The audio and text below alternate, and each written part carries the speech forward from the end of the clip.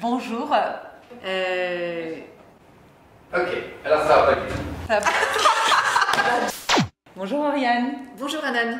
Bienvenue sur notre vidéo guest. Aujourd'hui, on vous propose un regard croisé sur le pacte d'associés, la vision du coach de vie. Et de l'avocate en droit des sociétés. Merci Anan de m'accueillir. Et je crois que d'habitude, il y a un jingle à lancer. Tout à fait. Alors, jingle.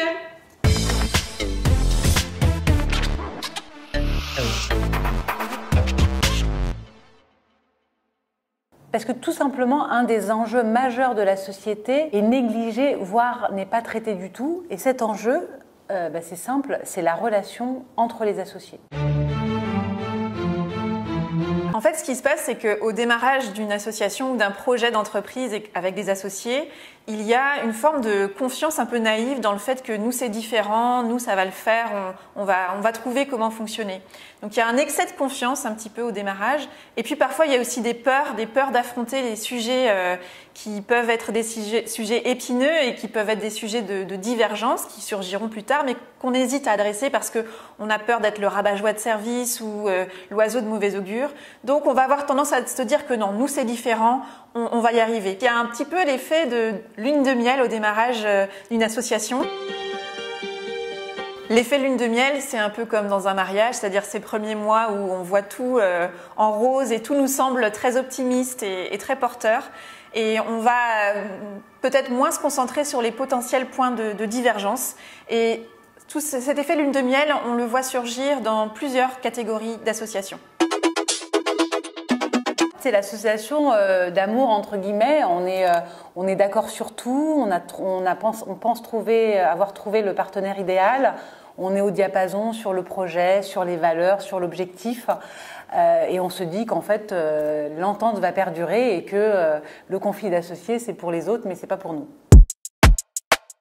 Alors l'association de raison, c'est vraiment par définition l'association raisonnable, c'est-à-dire que sur le papier, tout fait que ça a du sens, a priori, de réunir soit des personnes qui ont des compétences complémentaires ou des activités, par exemple des gens en micro-entreprise qui sont complémentaires. Ça va avoir du sens. Ou alors, il y a quelqu'un qui nous conseille aussi par rapport à notre activité, par rapport au projet de déploiement et de développement de l'activité, de faire entrer un associé qui va apporter une forme de légitimité complémentaire, par exemple dans un projet de levée de fonds. Ça peut être recruter, par exemple, ou faire entrer un associé qui serait un CTO. La pièce rapportée, tout est dans le titre.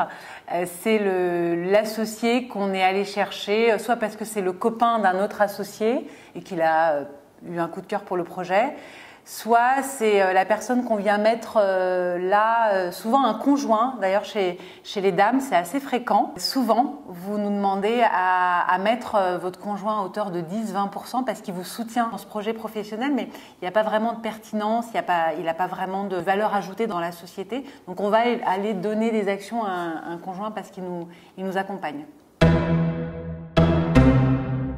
Il y a des solutions et la solution, c'est vraiment de penser la relation d'associés et d'anticiper le plus possible les situations et les scénarios qui soient positifs ou même parfois les scénarios catastrophes qu'on peut imaginer. Pourquoi ? Parce qu'on va travailler en fait le pacte d'associés, on va réfléchir à la manière de faire travailler ensemble, comment est-ce qu'on va faire société en fait entre associés.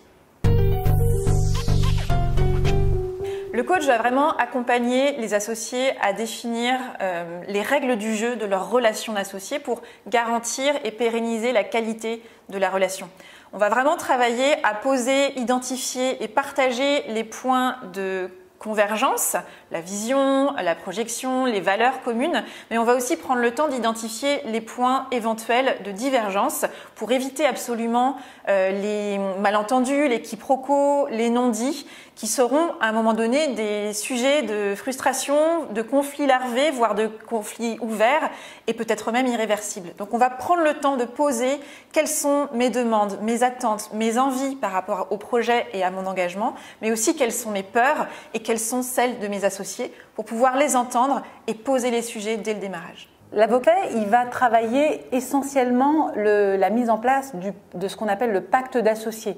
Donc c'est une charte écrite entre les associés et c'est les règles du jeu de l'association. Il y a 3 thématiques essentielles: la gouvernance, le mouvement des actions, les départs et les entrées de chacun, et la rémunération, en tout cas les bénéfices. La gouvernance, ça va être comment on prend les décisions, à quelle majorité, à quel moment, quelles sont les décisions les plus importantes. Le mouvement des actions, c'est gérer, en tout cas anticiper le départ d'un associé ou l'entrée d'un nouvel associé. Ça peut être le décès, ça peut être la vente de la société, ça peut être une levée de fonds. Donc on anticipe toutes ces hypothèses. Et le dernier, c'est l'argent, la rémunération. À partir de combien d'années on se rémunère, comment on partage les bénéfices, comment on se les répartit entre nous. Oriane, tu reviens pour la conclusion? Avec plaisir, c'est passé vite. Je suis ravie, merci Anna.